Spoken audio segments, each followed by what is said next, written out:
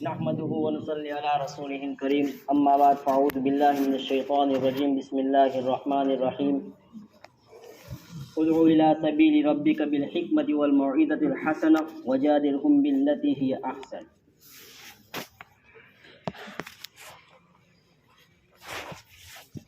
میرے عزیز دینی بھائیو،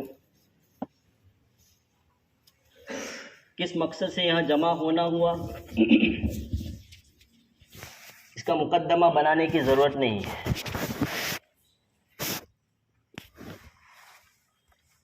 یاد رکھنے کی چیزیں جو ہے وہی کہی جائے گی۔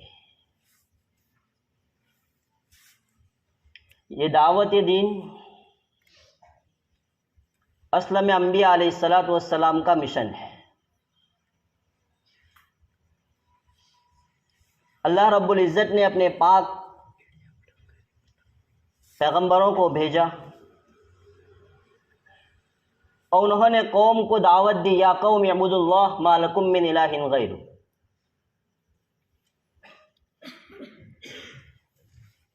کہ اللہ کے علاوہ کوئی معبود نہیں اور اللہ کے علاوہ کوئی معبود بننے کے لائق نہیں تمہارے۔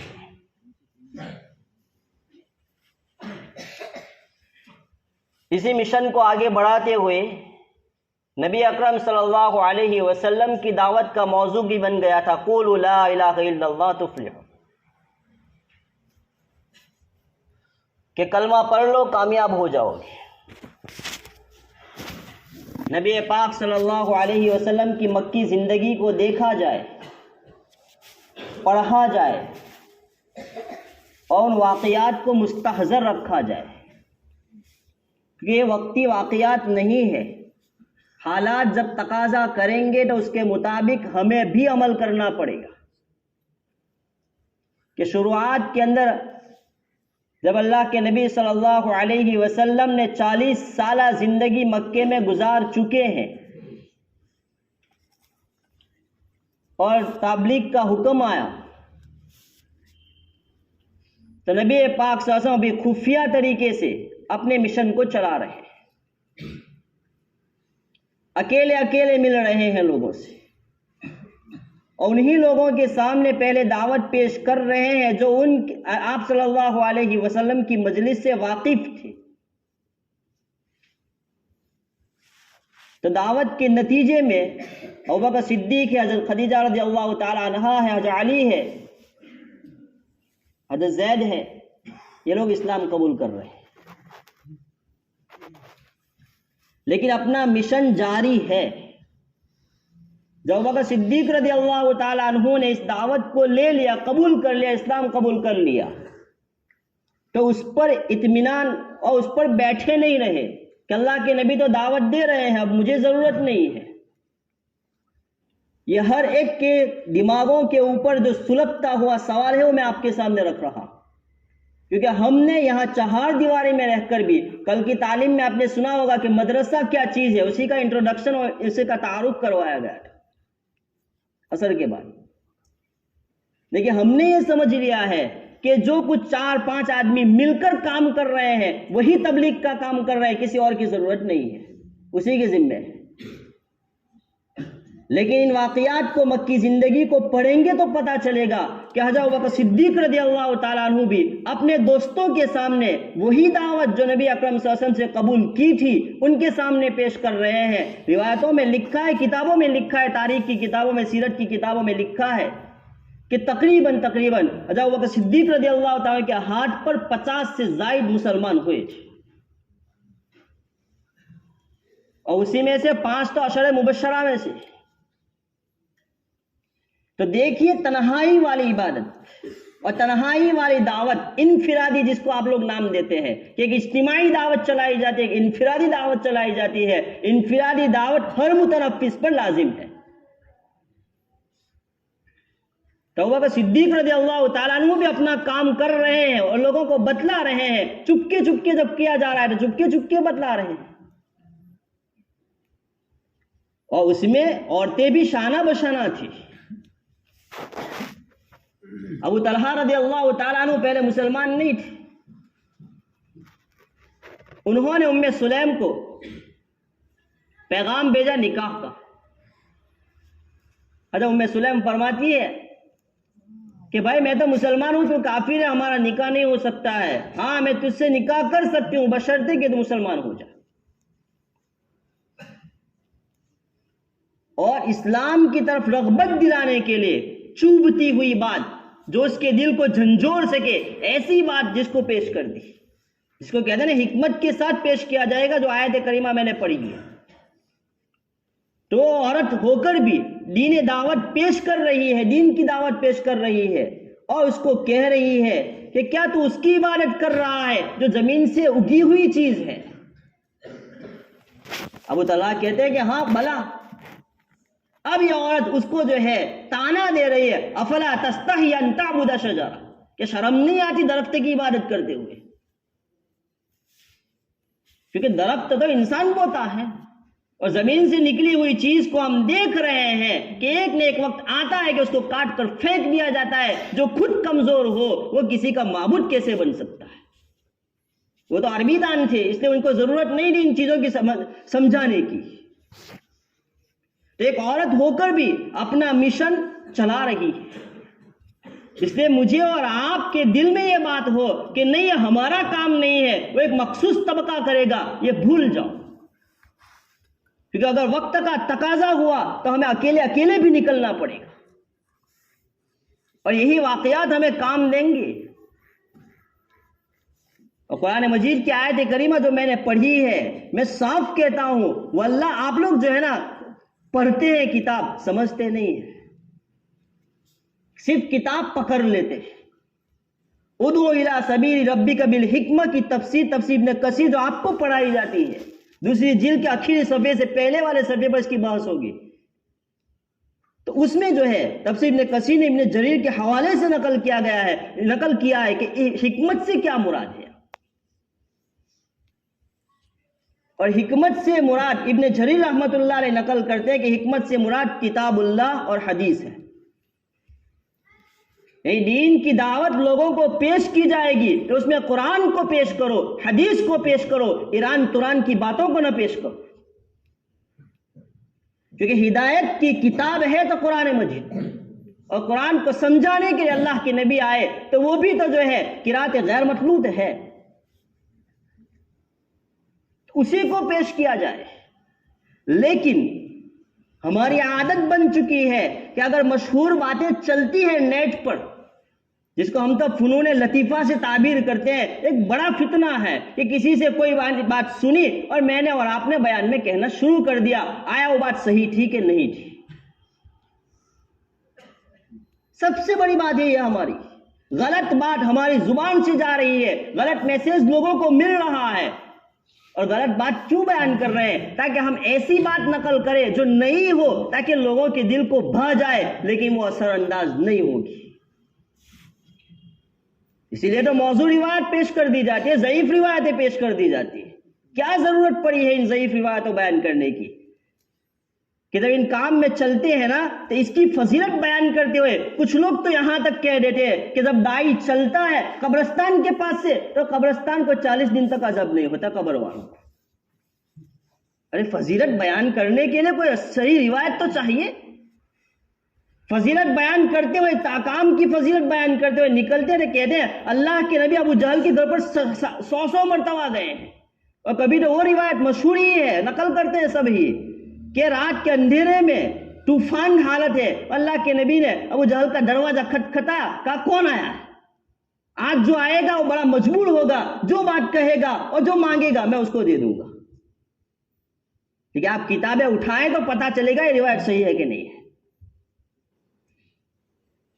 تو اس لیے یہاں قرآن کریم کی جو تفسیر ابن جریر نقل کرتے ہیں نا، تو وہاں یہی نقل کیا ہے کہ ادعو الی سبیل ربک بالحکمہ، کہ لوگوں کو بلاؤ اللہ کے راستے کی طرف حکمت کے ساتھ، یعنی قرآن اور حدیث کو پیش کرو. کیا ہمارے پاس صحیح روایتیں موجود نہیں ہیں؟ اتنا سارا سیاہ ستہ ہمیں پڑھایا جاتا ہے، اس میں کوئی ایسی روایتیں ہی نہیں ہے کہ جو لوگوں کو سنائی جائے تبلیغ کے لیے. اللہ کے نبی کے واقعات کافی نہیں ہیں جو صحیح روایتوں میں ملتے ہیں؟ طائف کے واقعات سناؤ، کون منع کر رہا ہے؟ اور قرآن کی بات ہی کو نقل کرو. اللہ کے رسول کی قرآن کو بتانے کے لیے ابو جہل کا واقعہ بیان کرتے ہو تو اللہ کے رسول کی قرآن تو قرآن نقل کرتا ہے. لعلک باخع نفسک الا یکونوا مؤمنین. پیش کرو لوگوں کے سامنے کہ اللہ کے رسول کو اتنی جو ہے تکلیف ہوتی تھی, لوگ ایمان نہیں لاتے تھے, کہ اللہ نے خود کہہ دیا کیا یہ لوگ ایمان نہیں لائیں گے تو اپنے آپ کو ہلاک کر دو گے. اب اس سے بڑا جملہ تو کوئی نہیں ہو سکتا ہے. تو یہی قرآن ہمیں کہہ رہا ہے. اس لیے میں کہہ رہا ہوں کتاب پکڑو, پڑھو اور سمجھو, تینوں چیزیں کرو. معاف کرنا, لیکن ہمیں جو ان تین چیزوں کی طرف توجہ نہیں دے رہے ہیں, اور بہت ضروری چیز ہے یہ یاد رکھنا, کیونکہ جب ہم دعوت لے کر لوگوں کے پاس پہنچیں گے نا تو یہی قرآن کی تفسیر کرتے ہوئے آگے ایک مفسر نقل کرتے ہیں کہ قرآن کی آیت یہ کہہ رہی ہے کہ داعی صرف دعوت تک محدود نہ رہے. کیونکہ تین چیزیں بیان کی نا, والموعظۃ الحسنہ وجادلہم باللتی ہی احسن. تین چیزیں بیان کر دی کہ ایک تو یہ بتایا گیا کہ قرآن حدیث کو پیش کیا جائے, موعظہ حسنہ یعنی اچھی چیز کو پیش کیا جائے. مطلب کیا؟ مطلب یہ ہے کہ لوگوں کو صرف اور صرف جنت نہ دکھائی جائے.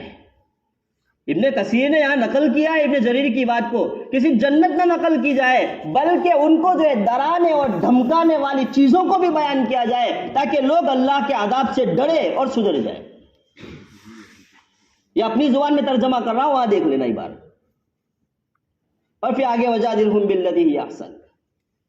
تو اس کو نقل کرتے ہوئے مفسرین خلاصہ نکالتے ہیں کہ داعی صرف دعوت تک محدود نہ رکھے اپنے آپ کو, بلکہ داعی ہونے کے ساتھ ساتھ فرق باطلہ کے اوپر جو ہے جو بھی سوالات ہوں گے فرق باطلہ کی طرف سے اس کے جوابات بھی اس کو آنے چاہیے. اپنی دلیل کے لیے قرآن کو پیش کرے, حدیث کو پیش کرے. اور اگر کوئی اچھا جاننے والا آپ کے ساتھ بحث کرنے لگ گیا ہے تو وجادلہم باللتی ہی احسن, دلیل کے ساتھ اس کے ساتھ بات پیش کرو, لیکن اس میں جھگڑا نہ ہو, گالی گلوچ نہ ہو, بلکہ صحیح طریقے سے ان کو پیش کیا جائے. یہ دلائل کو ہمیں مستحضر کرنے پڑیں گے کیونکہ ہماری یہ حالت بن چکی ہے کہ اگر ہمیں کوئی پوچھے گا کوئی سوال ہمارے پاس جواب نہیں ہوتا ہے. جیسے کہ کسی ایک آدمی نے سوال کر دیا تھا کہ بھائی مرد بھی امامت کا حقدار ہے اور عورت بھی تو امام کیوں نہیں بن سکتی. اس لیے اسلام نے تو بڑا ظلم کر دیا عورت کے اوپر, کیونکہ بہت سارے حقوق جیسے کہ ثواب میں تو سب شریک ہوتی ہے کہ اگر مرد بھی عمل کرے گا عورت بھی عمل کرے گی ثواب تو دونوں کو ملے گا. تو یہ بھی تو ثواب ہی کا کام ہے کہ مرد امام بن سکتا ہے, عورت کیوں نہیں کر سکتی امام. تب اس کا جواب کیا دیں گے ہم؟ یعنی بہت سارے سوالات ہیں لوگوں کے پاس اور یہ کتابیں ہم پڑھتے ہیں, انہی میں سے ہمارے جوابات ملیں گے کیونکہ ہم بھی یہاں پڑھے ہوئے ہیں اور ہمارے اساتذہ نے یہی بات سمجھائی تھی کہ جو ہم آج کہہ رہے ہیں سن لو, سمجھ میں آئے یا نہ آئے, اپنے جو ہے تاکہ نسیان میں نہ جانے دینا, اس کو اپنے دماغ میں محفوظ کر لو. جب موقع آئے گا تو تمہیں سمجھ میں آ جائے گا. جیسے میری خود اپنا تجربہ میں پیش کر رہا ہوں, میں ایک جگہ بیان کر رہا تھا اور ہونے چاہیے ایسے مسلح صحیح بول رہا ہوں میں تاکہ ہماری زندگی سدھر جائے. میں نے بیان کر دیا امام بخاری کی فضیلت پر, یعنی امام بخاری رحمۃ اللہ علیہ کی جو کتاب ہے بخاری شریف اس کی فضیلت میں نے بیان کر دی, اور میں نے امام بخاری رحمۃ اللہ علیہ کے حالات کو بھی کچھ پیش کر دی. جیسے ہم پڑھتے ہیں کہ ایک روایت پر غسل کیا, وہ جو کچھ آپ نے بیان کیا ہوگا یا پڑھا ہوگا. تو ایک آدمی نے فوراً ہی مجھے بعد میں سوال کر دیا, مولانا ایسے کیسے ممکن ہے کہ پوری بخاری لکھتے ہوئے ایک آدمی 2 رکعت نماز بھی پڑھے غسل کرے, ایسا کیسے ہو سکتا ہے؟ یہ تو کتنی مشکل چیز ہے, کیسے لکھ سکتا ہے؟ اب صرف میں نے اور آپ نے یہی بات مستحضر رکھی ہوتی تو میں وہاں پہ خاموش ہو جاتا, لیکن میں نے پھر الٹا سوال کر دیا کہ یہ باتیں یہاں ہی پڑھی ہے ہم نے. میں نے کہا کہ امام بخاری نے بخاری شریف کتنے سال میں لکھی اور کتنی روایتیں ہیں. اب وہ خاموش ہو گئے کیونکہ اس نے وہی پٹی صرف پڑھی تھی, آگے کی پٹی اس کو معلوم نہیں تھی. تو پھر میں نے بتایا کہ ان کی زندگی کے ایام کے اوپر جتنے سال میں اس کتاب کو لکھا گیا اور روایتوں کو مقررات کو نکال دو, دین کی 2 روایتیں بنتی ہے تو 2 مرتبہ کوئی غسل اور 4 رکعت نماز نہیں پڑھ سکتا. یہ چیزیں ہیں, یہ جب دنیا میں جائیں گے نا تب جا کے پتا چلے گا کہ یہ دین جو یہاں پہ ہم سیکھ رہے تھے, جیسے کل بتایا تھا نا, یہ تو ایک سمندر ہے. مدرسہ کوئی ایک چیز نہیں ہے, سمندر ہے، جتنا گوتا لگاؤ گے اس میں اتنے موٹی حاصل کر پاؤ گے آپ۔ اس لیے موبائل کی دنیا سے بارہا میں کہہ رہا ہوں دور رہو، یہ چیزیں کام کی نہیں ہے۔ یہ وقتی طور پر ہمارا جیسے کہ ایک پنچر ٹائر ہوتا ہے تو پنچر سننے کے لیے جو صرف یہ کر دیتا ہے، موبائل وہی کام کرتا ہے، آگے کا کام نہیں کر سکتا ہے۔ یہ کتابیں ہم نے دھیان سے پڑھی ہوگی، امت کے سلجھتے ہوئے مسائل کو ہم سلجھا سکتے ہیں، یہی دعوت کا مفہوم ہے۔ تو اسی آیت کریمہ میں یہ بتا دیا، اور قرآن حدیث مبارکہ بھی آپ دیکھ لیجیے، اللہ کے رسول صلی اللہ علیہ وسلم نے کیا بتایا؟ اجتماعی دعوت صرف نہیں بتائی، انفرادی بھی کہا ہے کہ جب تمہارے سامنے کوئی منکر ہوتا ہوا دیکھو، کوئی غلط کام ہوتا ہوا دیکھو، من را منکم منکرا، تو کیا کرو؟ فلیغیرہ بیدہ، ہاتھ سے روکو، طاقت سے۔ یہ نہیں کر سکتے ہو لسانی، زبان سے روکو، یہ بھی نہیں کر سکتے ہیں، کم سے کم دل میں اس کو برا مانو، کم سے کم اس کو دل میں برا مانو۔ یہی تو تبلیغ ہے کہ بھئی ہمارے سامنے کوئی غلط کام ہوتا ہوا دیکھیں گے تو پھر جو ہم اس کو روکیں، اور روکنا صرف اتنا نہ ہو کہ ایک مرتبہ کہہ دیا پھر کہہ رہا ہے اس کو سدھرنا نہیں ہے تو میں کیوں روکوں۔ اللہ کے رسول صلی اللہ علیہ وسلم کی بات جو لوگوں کو تبلیغ کر رہے تھے نا، کیا قرآن نے نقل کیا؟ وَكُنْتُمْ عَلَى شَفَا حُفْرَةٍ مِّنَ النَّارِ، کہ قوم تو جہالت میں اور گناہوں میں ایسے گر رہی تھی کہ جیسے کہ کھائی میں گرنے کے قریب تھی، یعنی آگ کی کھائی میں گرنے کے قریب تھی۔ روایت میں آتا ہے اللہ کے رسول بتلا رہے ہیں میں ان کی کمر پکڑ پکڑ کے کھینچ رہا تھا۔ یہ قرآن بتائی دعوت کی کہ صرف ایک مرتبہ دو مرتبہ کہہ دینے سے کام نہیں چلے گا، ہمارا کام تو کہنا ہے، توفیق دینا اللہ کے ہاتھ میں۔ ہمارا کام لوگوں کو ایصال الی المطلوب، آپ نے پڑھا ہوگا، یہ منطق کی بحثیں ہیں لیکن میں اس کو چھیڑنا نہیں مانگتا ہوں، خیر چھوڑ دو۔ تو یہاں پہ میں بتا رہا تھا کہ ہمارا کام صرف کہنا ہے، اللہ رب العزت توفیق دے گا تو وہ آ جائے گا، اور کام کریں گے، لوگوں کو اچھی بات بتائیں گے۔ اللہ کے رسول کیا کہہ رہے ہیں؟ مسلم شریف کی روایت کریمہ ہے، من دل علی خیر، کہ جو آدمی کسی خیر کی طرف رہنمائی کر دے گا اور اس نیکی کی بات کو سامنے والا کر دے گا تو ثواب کتنا؟ جو نیکی کر رہا ہے اس کو تو ملے گا، لیکن کہنے والوں کو بھی اس کا ثواب ملے گا۔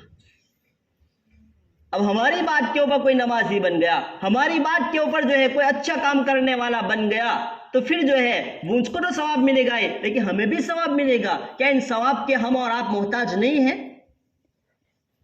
یا ہمارے رجسٹر نیکیوں کے بڑھے ہوئے ہیں؟ اگر نہیں بڑھے ہوئے، کیونکہ کسی کو پتا نہیں ہے کہ ہم جو عمل کر رہے ہیں نا وہ عمل اللہ کے نزدیک مقبول بھی ہوگا کہ نہیں ہوگا۔ یہ اللہ رب العزت کا ہمارے ساتھ فضل کا معاملہ ہے، یاد رکھ لینا، فضل کا معاملہ ہے اللہ رب العزت کا، ورنہ اللہ رب العزت چاہتا تو ہماری نمازوں کو واپس لوٹا سکتا تھا۔ کہ جیسے کہ ایک انسان دنیا کے اندر کوئی اپلیکیشن لکھتا ہے سرکاری کھاتے کے اندر، اور اس میں اگر غلطی نکل گئی تو واپس کر دیا جاتا ہے کہ بھائی اسپیلنگ مسٹیک ہے یا فلانی چیز ہے، واپس کر دیا جاتا ہے۔ یہ دنیا کا قانون، لیکن اللہ رب العزت بڑا کریم اور رحیم ہم پر ہے کہ ہمارے ساتھ دنیاوی حکاموں کی طرح معاملہ نہیں کرتا ہے، ورنہ میرے اور آپ کی نمازوں کی حالت تو یہ ہے کہ ہم نے ہاتھ اٹھائے لیکن بعد میں پتہ نہیں چلتا امام صاحب نے کیا پڑھا اور میں نے کیا پڑھا ہے۔ اللہ چاہتا تو ہمیں یہ کہہ دیا جاتا تیری نماز قبول نہیں ہے، جا پھر سے پڑھ، پھر کہہ دیا جائے جا تیری پھر سے پڑھ، پورا دن ہم نماز ہی پڑھتے رہتے لیکن جو ہماری نماز ہی ادا نہیں ہوتی۔ لیکن اللہ رب العزت کتنا کریم ہے، نبی کی زبانی کہلوایا کہ اگر واجب چھوٹ گیا سجدہ سہو کر لے گا میں نماز قبول کر لوں گا۔ یہ باتیں امت کے سامنے بھی رکھو، خود ہمیں بھی کرنی ہے، ہماری بھی کوتاہیاں ہیں یہ۔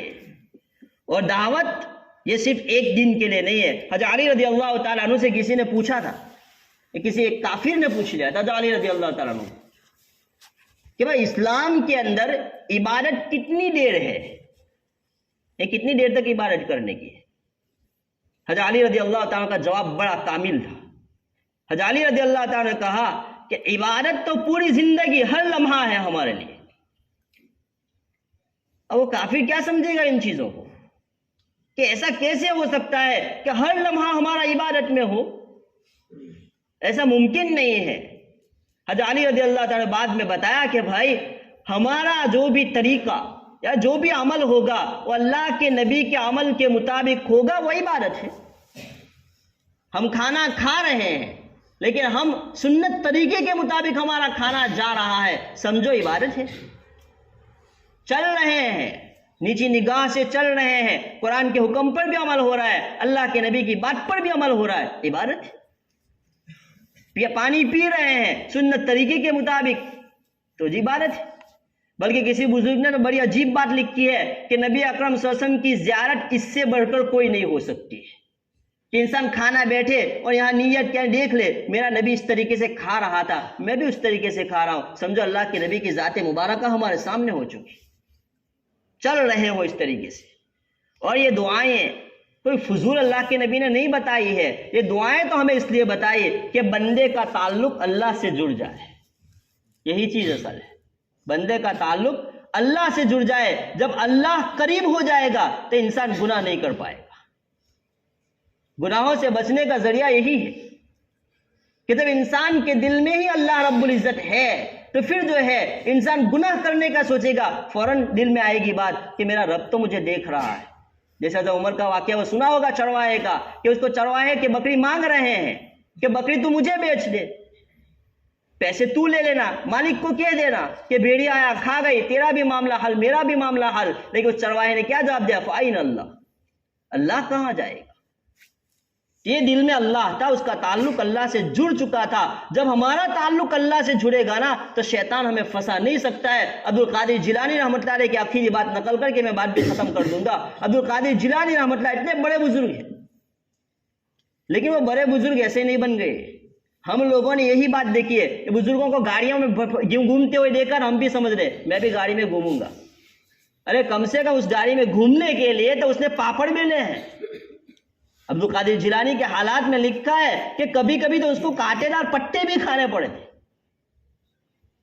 اور حالات میں یہاں تک لکھا ہے کہ ایک مرتبہ جا رہے تھے جنگل کے اندر، ایک بدلی آئی، پیاس لگی تھی، پانی نہیں تھا، بدلی آئی اور شبنم کی طرح ٹھنڈی ٹھنڈی ہوائیں چلی، پیاس بجھ گئی۔ اچانک اس میں اجالا ہوا اور وہاں سے آواز آئی، یا عبدالقادر میں خدا ہوں تیرا، آج سے تیرے اوپر حرام کام حلال کر دیے میں نے۔